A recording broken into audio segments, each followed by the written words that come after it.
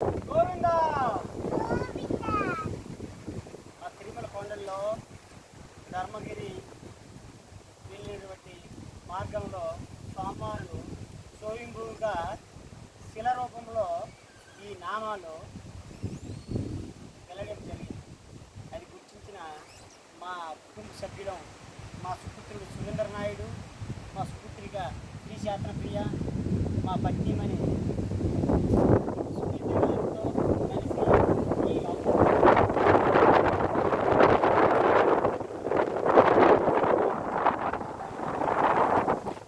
ఈ కార్యక్రమాన్ని చక్కగా మాతో చేసిన స్వామికి ఆ నామాలు వైట్ అండ్ రెడ్ నామ రంగులతో నామము మేము సమర్పించి నామమును ఎత్తడం జరిగింది. ఇది తిరుమలకు వచ్చిన భక్తులు అందరూ ఈ నామమును దర్శించి స్వామి యొక్క నామముకు పాత్రలు అవుతారని కోరుకుంటూ నమో వెంకటేశాయ, నమో శ్రీనివాసాయ, గోవిందా.